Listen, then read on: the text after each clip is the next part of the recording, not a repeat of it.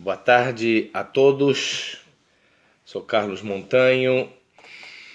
Queria cumprimentar a todos os participantes deste segundo Congresso Brasileiro de Guarda Compartilhada e Alienação Parental, dia 14 de setembro de 2019. Agradecer o convite ao meu querido amigo Douglas, convite para eu estar presencialmente aí, mas dada a impossibilidade, aqui estou em vídeo participando igualmente. Me corresponde falar um pouco deste tema tão controverso, polêmico e tão vivo e presente no drama e na vida das pessoas contemporâneas, alienação parental, os desafios da guarda compartilhada e os desafios para o serviço social no combate à alienação parental e na defesa ou garantia da guarda compartilhada. Primeiramente, é preciso, mesmo que de forma muito breve, caracterizar o cenário atual, um cenário no qual a alienação parental se configura numa problemática social dramática e bastante generalizada, atingindo milhares e milhões de famílias no Brasil afora, na América Latina e no mundo todo. Estamos vivendo um contexto no qual o papel do casamento e os fundamentos do casamento estão sendo drasticamente e rapidamente alterados. Da base de um contrato econômico, religioso ou político, um contrato permanente por toda a vida ou até a morte, o casamento vem paulatinamente sendo cada vez mais sustentado no afeto, nas relações de afeto, e, portanto, tem tido cada vez mais uma característica transitória e não permanente ou duradoura. Isto faz com que cada vez mais o divórcio e as separações conjugais deixem de ser uma exceção e vão se tornando cada vez mais a regra das relações familiares. Somado a isso, temos o avanço significativo, mesmo que ainda não completo, no caminho das conquistas feministas pela igualdade de gênero. A mulher vem conquistando o espaço público, saindo do espaço privado e conquistando o espaço público, tanto na esfera política quanto na esfera do trabalho. Paralelamente a isto, o homem vem cada vez mais tomando um protagonismo maior na esfera privada, no lar, no cuidado das crianças particularmente. Isto faz com que este novo cenário histórico que nós estamos vivendo já nos finais do século XX para o século XXI, faz com que estejam se configurando novos arranjos familiares e não apenas a família tradicional. Alienação parental, portanto, é um fenômeno que, neste contexto determinado, vai assumir um papel e um protagonismo na sociedade contemporânea que vai expressar o drama de milhares, de milhões de pessoas, de famílias. Mas há que diferenciar, para o trato da alienação parental, há que diferenciar a prática da alienação parental da chamada síndrome de alienação parental. Por um lado, a prática da alienação parental, geralmente desenvolvida por um dos genitores, mesmo que não exclusivamente, geralmente, via de regra, desenvolvida por um dos genitores a partir da separação, para promover o desprestígio do outro genitor perante os espaços sociais da criança e a própria criança, ou para dificultar e até impedir o convívio entre essa criança, entre esse adolescente e seu outro genitor, o genitor alienado. A alienação parental, portanto, é um conjunto de atos desenvolvidos por um ou por ambos dos genitores, dos guardiões, visando denegrir a imagem e afastar a criança do outro genitor. A alienação parental, poderá ter ou não efeitos psicológicos na criança.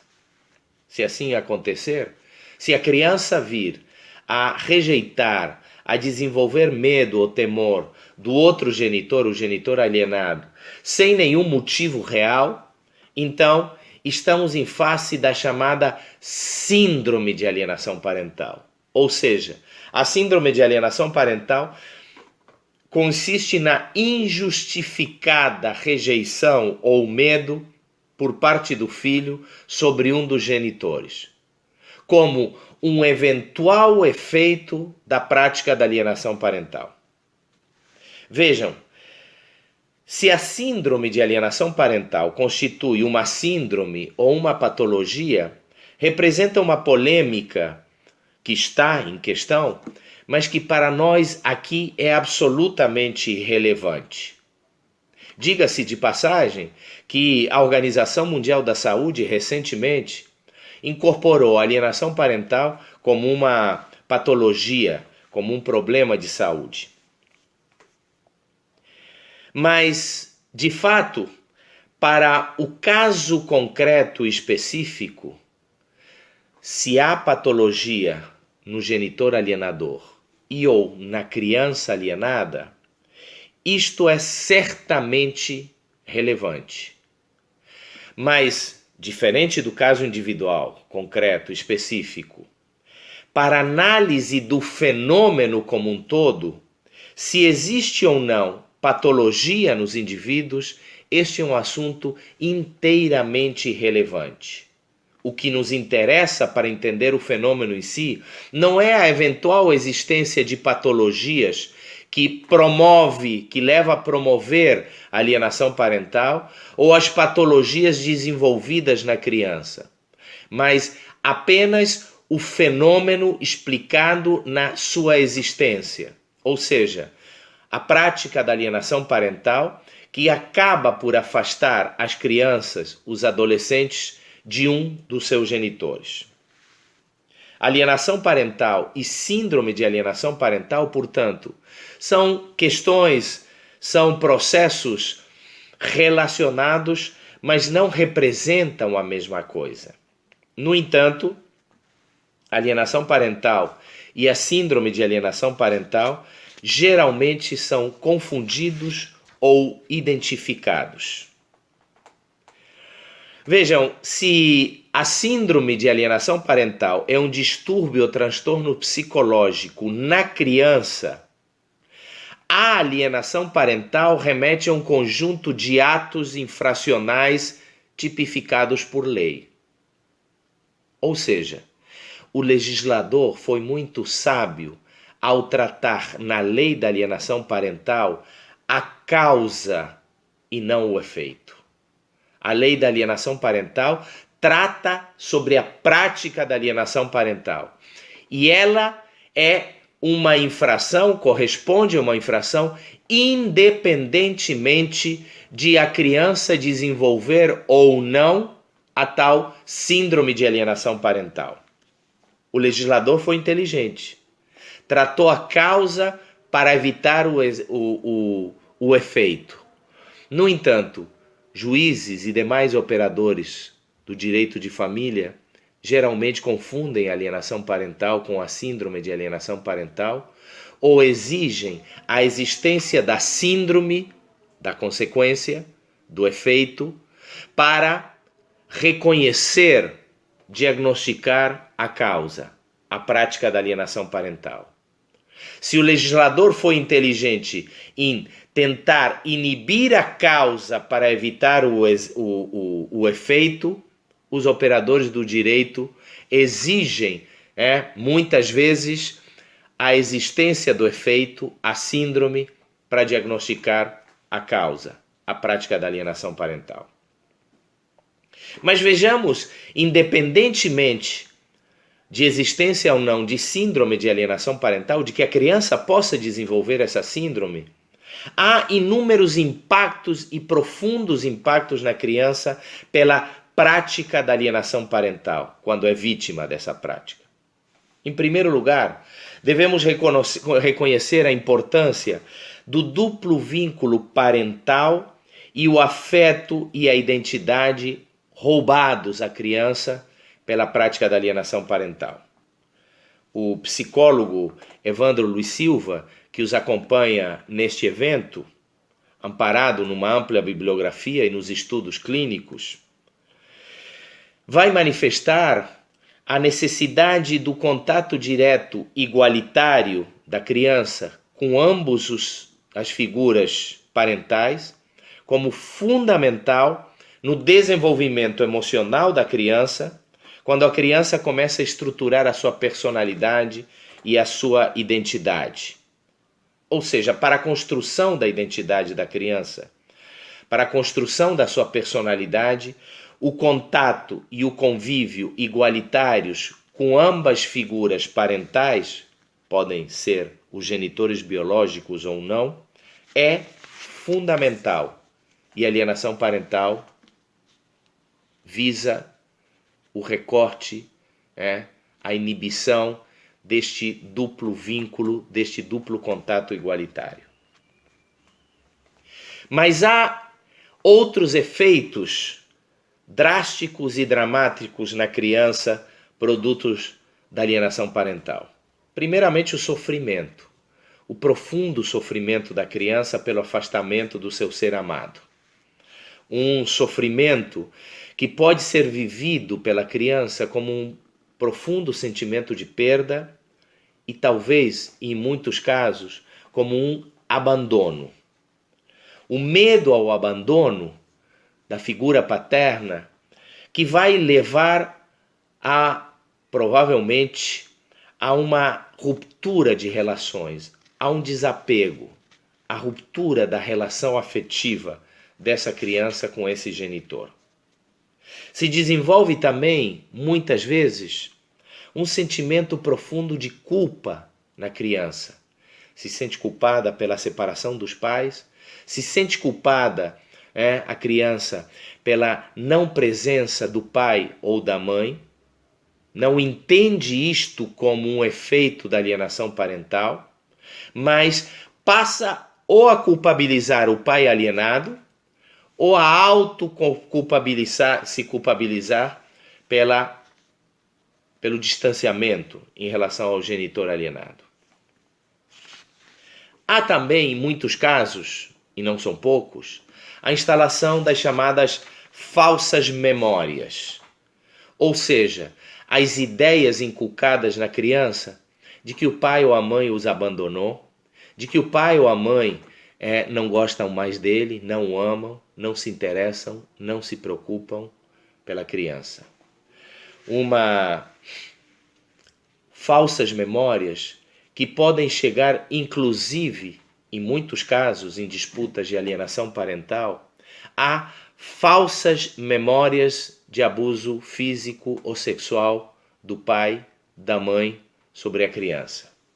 Sabemos ainda, através de diversos estudos, como registra a também psicóloga, também convidada neste evento, Andréa Calçada, que os efeitos psicológicos de uma falsa memória sobre um abuso sexual que não existiu verdadeiramente, os efeitos psicológicos são os mesmos na criança, no adolescente e no futuro adulto que se esse abuso tivesse existido realmente.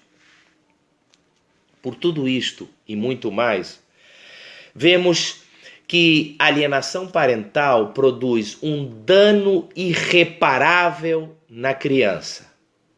Vejam bem, eu quero fazer um parêntese.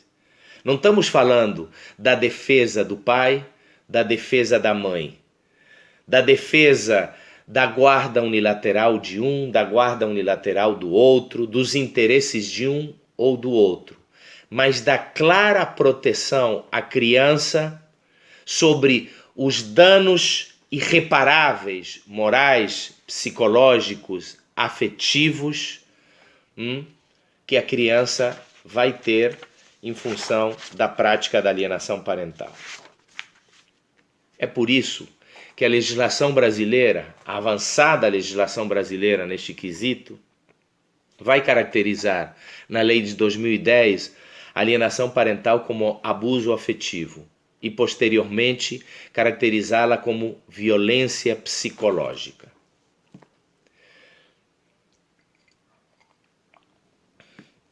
A guarda compartilhada entra aqui como um mecanismo, como uma legislação articulada à lei da alienação parental. São coisas diferentes, mas articuladas. A guarda compartilhada, efetivamente, com igualdade parental, contribui de forma significativa para diversos processos. Em primeiro lugar, contribui para a garantia do pleno exercício do poder familiar de ambos os genitores. Contribui para a igualdade parental, que é um desdobramento da igualdade de gênero, como direi em seguida. E contribui para os direitos da criança, para a garantia dos direitos da criança.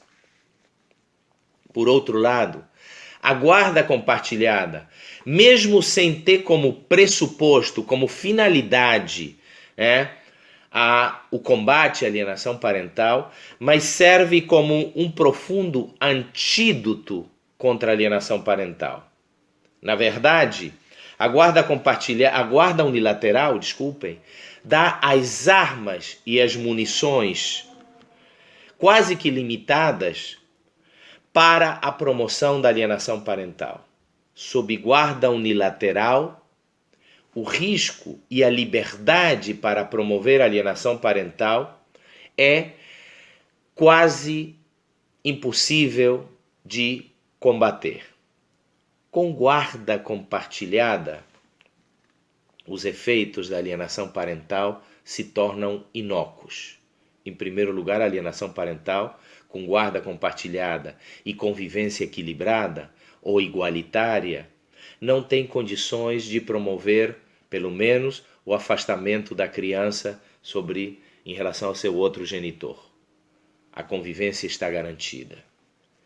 Em segundo lugar, as falsas memórias e o sofrimento e tudo isto próprios da alienação parental, como já mencionamos, sob guarda compartilhada, com convivência igualitária ou equilibrada, podem ser revertidos na alternância da convivência com um e com outro genitor, com genitor alienador, com genitor alienado. A guarda compartilhada, portanto, se constitui num mecanismo de inibição da alienação parental e num antídoto contra a síndrome da alienação parental. Por outro lado, a guarda compartilhada com igualdade parental, é preciso que isto seja dito, porque muitas vezes, como vamos ver em seguida, se entende a possibilidade da guarda compartilhada com visitas quinzenais, um final de semana, ou seja, com uma convivência minúscula. Mas, em terceiro lugar, a guarda compartilhada com igualdade parental, na verdade, está articulada e vem ao encontro das lutas pela igualdade de gênero, das lutas pelos direitos das crianças, das lutas pelos direitos humanos. Igualdade parental é uma particularidade da igualdade de gênero. Não podemos falar de igualdade de gênero apenas na esfera pública, do trabalho, da política, e não a igualdade de gênero também na esfera privada, no lar, particularmente no cuidado das crianças. Seja num casal que ainda está unido sob matrimônio ou união estável, seja num ex-casal que já se separou.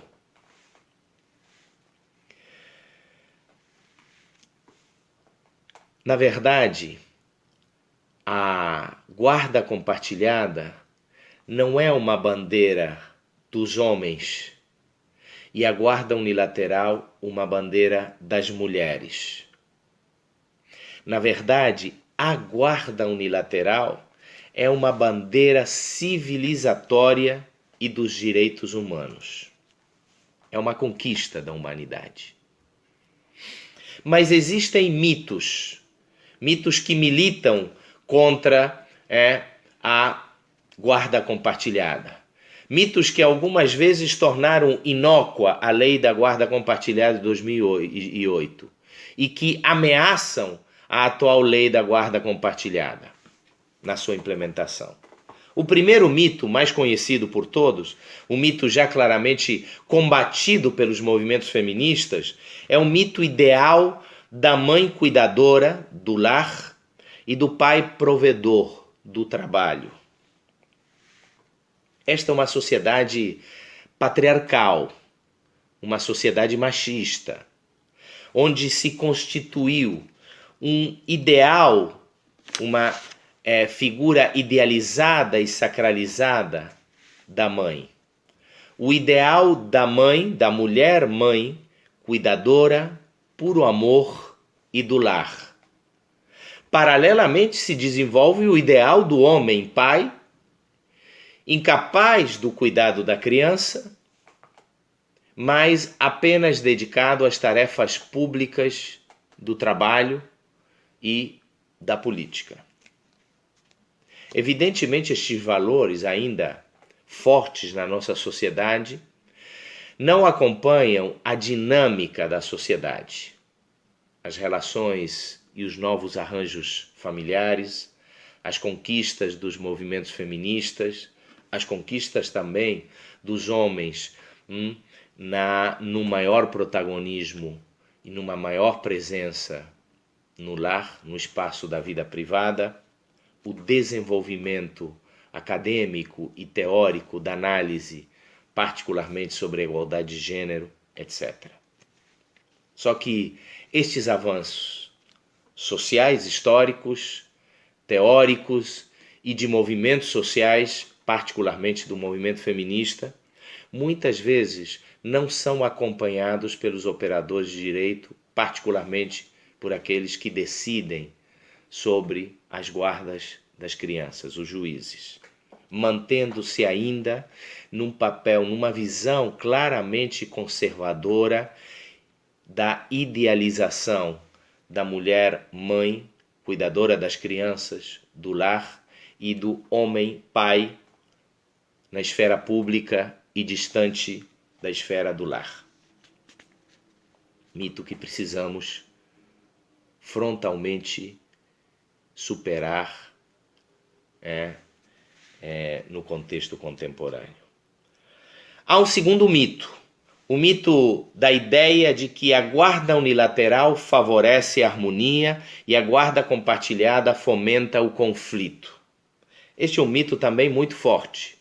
Muito se fala e se trata como argumento para combater a guarda compartilhada a existência do conflito e para defender a guarda unilateral a existência do conflito. É, na verdade, este argumento o substrato que tornou, como eu já disse, inócua a lei da guarda compartilhada de 2008. Na existência de conflito, aplicar a guarda unilateral. No entanto, devemos dizer que a guarda compartilhada tem como fundamental objetivo garantir o direito constitucional da criança ao convívio equilibrado com ambos os seus genitores. Não visa a guarda compartilhada, a lei da guarda compartilhada, não visa resolver os conflitos, pacificar as relações entre os genitores. Portanto, se este não é o objetivo da lei da guarda compartilhada, pacificar o conflito entre os genitores, não pode ser este um argumento para combater a alienação, a guarda compartilhada. A guarda compartilhada deve ser eventualmente questionada se ela não cumprir o seu objetivo, que é o de garantir o direito ao convívio familiar igualitário, equilibrado. Mas ainda mais, em segundo lugar, mesmo supondo que o conflito pudesse ser entendido como um impedimento, o conflito entre os pais, entre os genitores, como um impedimento para o estabelecimento da guarda compartilhada, vejam só, então o conflito se torna uma arma extremamente útil para quem quer a guarda unilateral e para quem quer promover a alienação parental. Se o conflito fosse entendido como inibidor da guarda compartilhada, então quem quer a guarda unilateral, quem quer promover a alienação parental, precisa investir no conflito. O conflito se torna uma ferramenta útil quando existe a ideia deste mito de que sob conflito é impossível a guarda compartilhada. Mas vejam, contrariamente, se isto é assim, a guarda compartilhada é e torna o conflito inútil. Por outro lado, em terceiro lugar, temos o mito da ideia da guarda compartilhada com uma guarda física unilateral. A armadilha está em sancionar, por um lado, a guarda compartilhada, mas pressupondo que o melhor para a criança é uma residência única, com regime de visita quinzenal do outro genitor. Vejam, muita análise poderíamos fazer sobre este mito, mas o que queremos dizer é que sem a convivência cotidiana de um dos genitores, dos dois genitores, com a criança, sem a consolidação dos laços afetivos, sem as condições de convívio constante entre os genitores e a criança, o pleno exercício do poder familiar é limitado. E, portanto, a guarda compartilhada, com uma guarda física unilateral e um regime de visita quinzenal, faz com que a guarda compartilhada seja apenas uma formalidade jurídica sem qualquer efeito na relação entre o genitor alienado e a criança alienada. Em quarto lugar, temos o mito da convivência na residência única do menor. Só a alternância de lares permite a real convivência cotidiana da criança com seus dois genitores. Aqui existe a crítica, muitas vezes até caracterizada de forma vulgar, de que não podemos permitir as crianças mochilas que vão de uma casa para outra. A casa da criança é o seu lar. O lar da criança é onde ele tem os seus laços familiares. Se ele tem um único lar com seus genitores, ou tem dois lares, com um e com outros genitores separados, a criança tem acesso e a possibilidade do seu direito ao convívio com ambos, a criação da identidade, da sua personalidade, etc. Isto amerita 3 pontos de vista. Em primeiro lugar, do ponto de vista jurídico, inexiste qualquer norma legal que mencione a necessidade de uma residência única para crianças, que abone contra a alternância de lares, não a alternância de guarda, mas a alternância da convivência. Muito pelo contrário, o Código Civil permite e concebe a existência de várias residências quando a pessoa física realmente reside em vários lares, em várias casas, em várias residências. Mas temos um segundo ponto de vista, além do jurídico. O ponto de vista da realidade conjugal parental, onde nós encontramos que, de fato, a família tem dois lares. Um com o pai, ou a figura paterna, o outro com a mãe, ou a figura materna. Independentemente da decisão judicial, se a criança convive com ambos os seus genitores, ele tem dois lares. E ainda mais, se nos casos que não recorrem ao judiciário, esta alternância de lares dá resultado, por que não daria naqueles casos que sim recorrem ao Poder Judiciário? Mas é um terceiro ponto de vista que ameritaria muito mais detalhamento e apenas vamos mencionar. O ponto de vista do desenvolvimento psicológico da criança e do adolescente. Primeiramente, os argumentos psicológicos que justificam que a criança e o adolescente pode e necessita encarar o novo no mundo real e não apenas ser protegida numa bolha constante. Ele deve viver no mundo real. O mundo real da criança separada, de pais separados, é que o pai reside num local e a mãe reside em outro local. Por outro lado, os argumentos psicológicos que mostram que a ausência de um dos genitores traz insegurança e sentimento de perda e abandono na criança. E finalmente, em terceiro lugar, os argumentos psicológicos que mostram que o convívio com ambos os genitores, o convívio igualitário, é fundamental para a formação da identidade e da personalidade da criança. Vamos então ao meu último momento desta intervenção, para tratar do papel do assistente social contra a alienação parental e pela guarda compartilhada. O serviço social é uma profissão absolutamente relevante e necessária nas varas de família, particularmente sobre as questões de guarda compartilhada e particularmente quando há prática ou indícios de prática de alienação parental.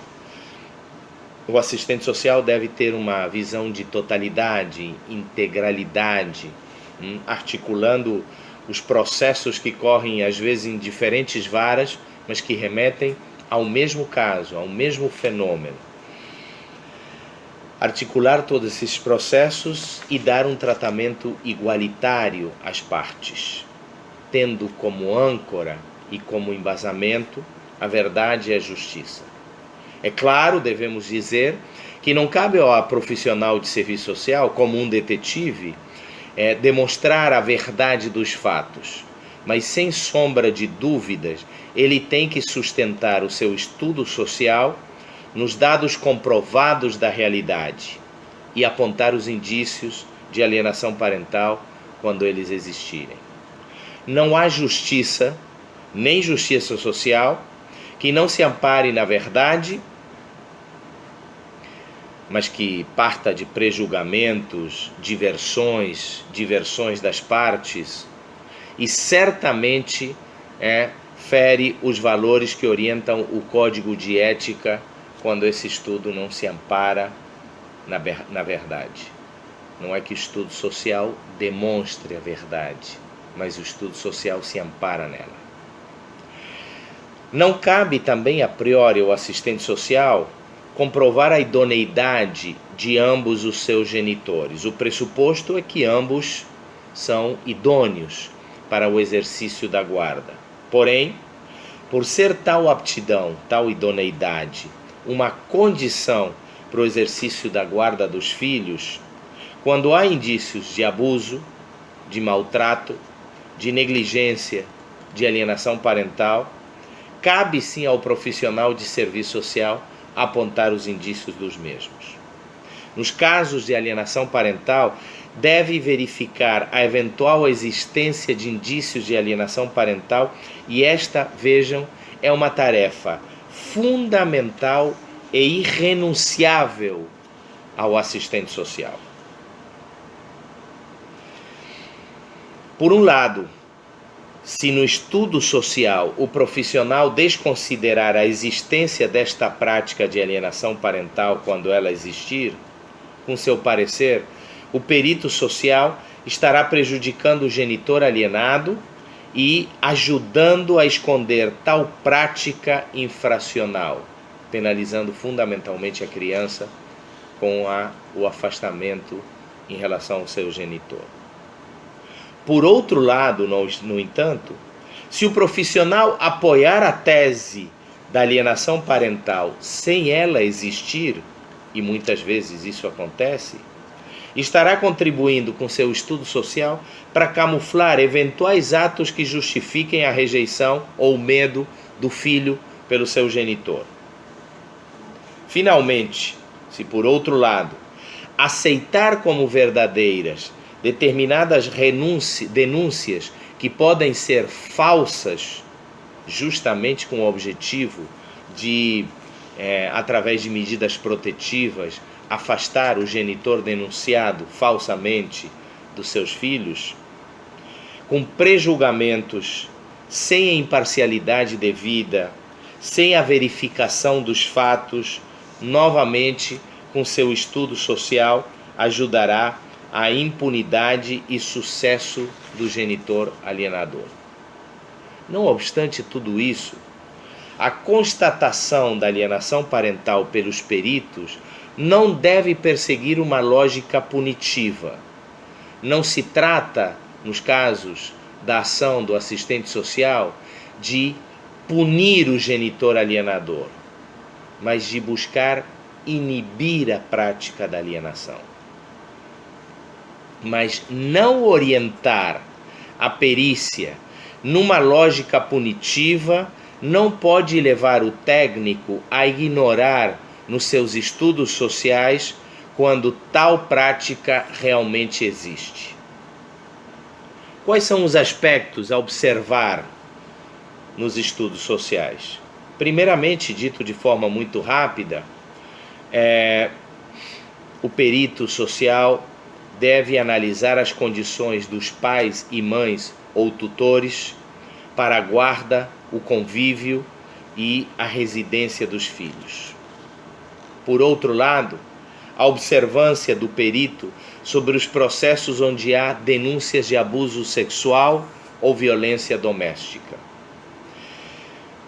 contra a criança.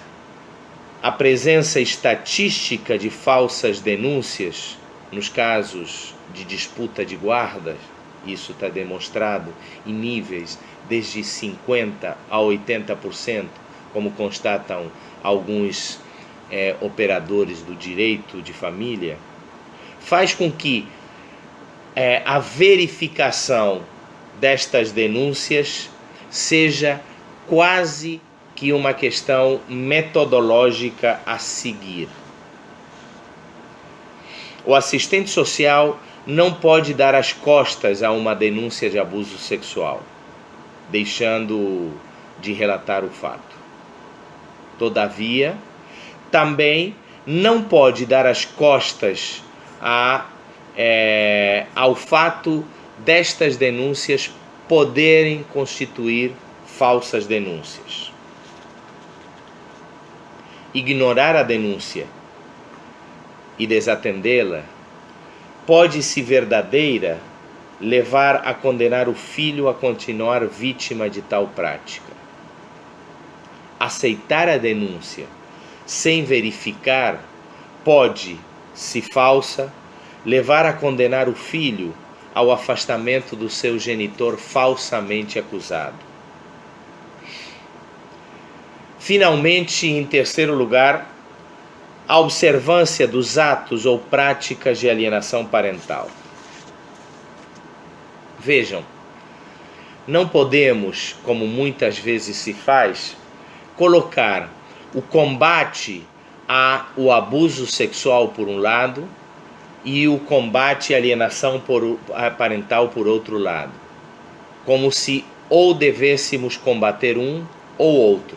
Na verdade, o assistente social deve buscar inibir e combater tanto o abuso sexual e físico da criança, quanto o abuso psicológico e afetivo sobre a criança. Assim, a guarda compartilhada com igualdade parental constitui um melhor regime em contexto ou em situação de separação dos pais para garantir o poder familiar, como nós já falamos. A guarda compartilhada está estabelecida tanto nas leis nacionais quanto em normas internacionais, como a Convenção sobre os Direitos da Criança, da Unicef. E ainda vai ao encontro dos princípios éticos da profissão de serviço social. Amparados em todo este marco legal e normativo, é que o assistente social deve orientar a sua prática profissional na direção da guarda compartilhada como horizonte ético-político da ação profissional, e no combate à alienação parental também como um horizonte desejável na prática da alienação parental, na prática do assistente social, A alienação parental deve ser entendida no estudo social como mais uma manifestação da questão social. Não é um fato individual, não é promovido por uma patologia, mesmo que ela possa existir, mas é, de fato, hoje, uma manifestação da questão social e assim deve ser entendida pelo assistente social. Tratar o fenômeno da alienação parental como uma manifestação da questão social, expressando o drama de milhões de crianças, pais e mães que são vítimas da alienação parental, significa tratar a manifestação da questão social e entender os seus fundamentos. Pensar esta questão articulada e entendida no contexto social mais amplo. O pensamento crítico, ao compreender a alienação parental, não deve nem naturalizar a alienação parental como se fosse um fenômeno normal ou aceitável, nem deve negar a prática da alienação parental como se ela fosse inexistente. Também o pensamento crítico do assistente social não deve tratar a alienação parental a partir de uma lógica punitiva, mas o assistente social deve não criminalizar, nem negar, nem naturalizar a prática da alienação parental. Porém, deve perseguir o caminho da inibição e não da criminalização da alienação parental. Desta forma, se a defesa da guarda compartilhada com igualdade parental e o combate às formas de abuso, tanto físico e sexual, quanto afetivo e psicológico da alienação parental, se estas são os caminhos no exercício profissional do assistente social nas varas de família, e se isto está amparado ainda nos valores e princípios, nos códigos de ética, na legislação nacional e internacional sobre as crianças e adolescentes, então o combate à prática da alienação parental e a defesa da guarda compartilhada devem passar a constituir um ponto central na agenda política do assistente social. Muito obrigado e boa tarde.